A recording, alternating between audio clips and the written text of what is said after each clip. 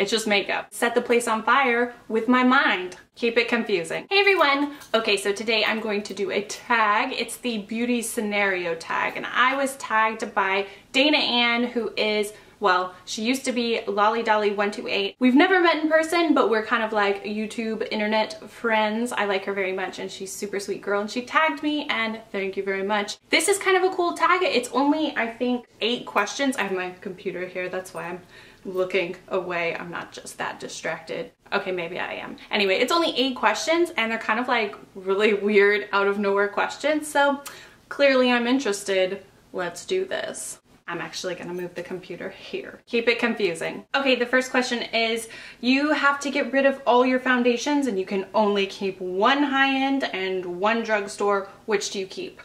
Currently, the one that I would keep is the CoverGirl 3-in-1 Stay Flawless or Stay Fabulous or whatever, that foundation with the pump. I've done a whole like foundation routine with it. I'm pretty sure. I use it all the time. I really like it. It's like got good coverage, but it doesn't feel that heavy. It stays on. It kind of keeps you matte, but not too matte, which is really weird because I've never had that big of a love affair with CoverGirl. Anyway, I'm pretty sure I did that video or I did a review. I will link either one down below.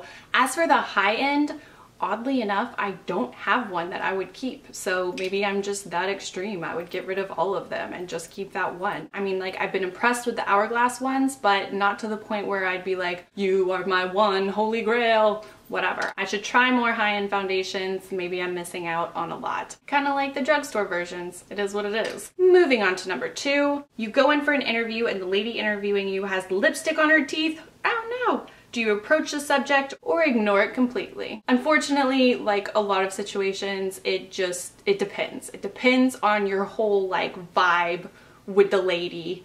And like, you know, if you're on that level, like if you knew each other before, or if this is your first time meeting, or like if she kind of seems like, you know, like you can pick up on somebody's vibe, like if you can kind of like deviate from the subject and be like, hey, by the way, I'm gonna kind of make you uncomfortable right now by telling you there's something weird about your appearance. You know, it's kind of like, I don't know. Okay, here's where it's tricky. I would want someone to tell me, but I don't like to like halt the conversation and be like, wait, you look wrong right now, and like make them feel uncomfortable. So I will like wait to see if like the problem will correct itself, because sometimes it does, and that's always a magical moment. So unfortunately, I don't have like one solid answer. It depends. But clearly, like the good person answer is like you would like sweetly tell them and like make a cute joke and be best friends forever. I probably just should have said that, but I didn't. Number 3, you're not feeling yourself and you need a pick-me-up.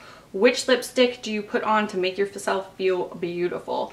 I don't put on lipstick to make myself feel beautiful or to give me a pick-me-up. If there is any one makeup product or something that I do like to go out of my way to make myself feel like, oh, extra special or something like that, it would be false eyelashes. Like, I don't know why, but I put them on and I just immediately feel like super fancy. I mean, it doesn't like make me feel like happy or like beautiful, but it's just like, I don't know, it's just like that extra lash that it just does something for me, and lipstick has never really been that kind of thing for me. Like, I always like to have something on my lips, but there isn't like one particular one that's like somehow connected with my psyche and my emotions and makes me have good days. Maybe that would be an easier life. Maybe I should try to find that one, but I don't know. Don't have one. Meh. Number 4, you go back in time for a day to your teenage years. How would you do your hair and makeup differently? I don't know. I didn't do a whole lot. I was mostly into eyeliner and I was definitely still learning. So I would probably try to like give myself some tips on like how to make it a little bit more like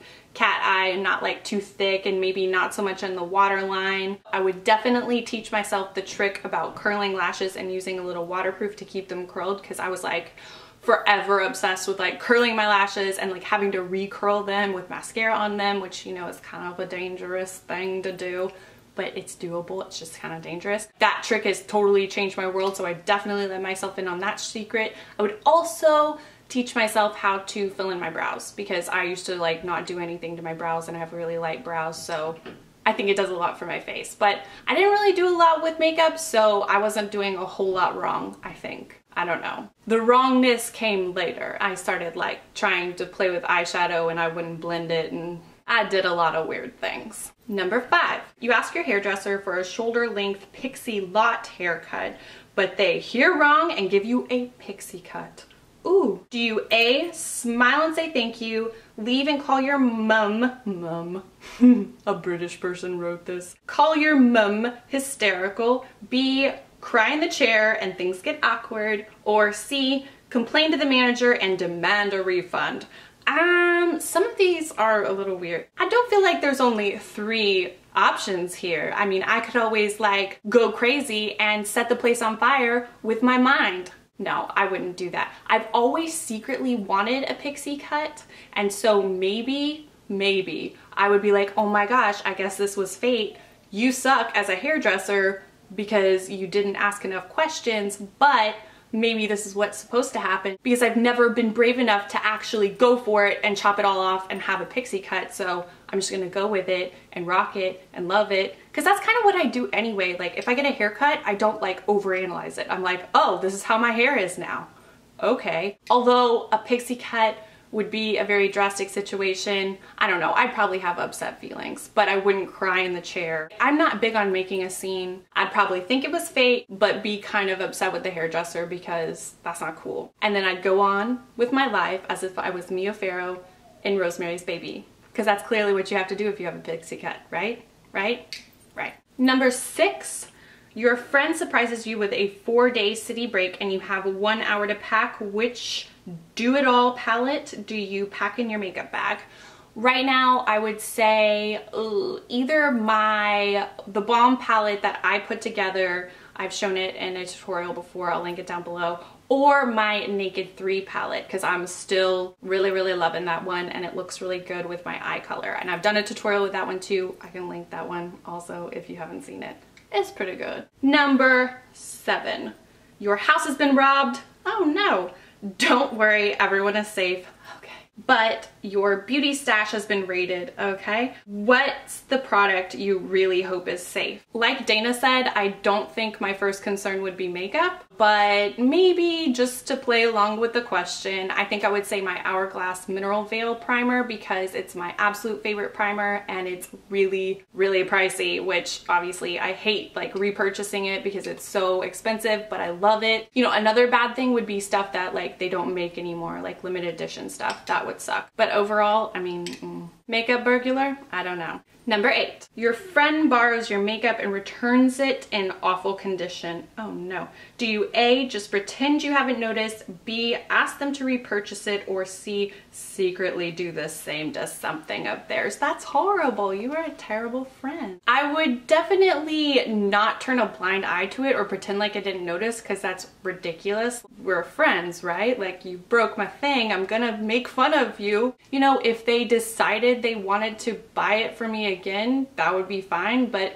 you take a risk whenever you give somebody your makeup. Accidents happen and it is what it is. You can't like, you know, crucify them for it or whatever. I'd just be like, hey, what did I ever do to you? Your face broke my makeup, or, you know, something. Not be mean about it or anything. It's just makeup. All right, so that's everything in the tag. It was short and sweet. I like a tag like that. Sorry if I rambled, that's what I do.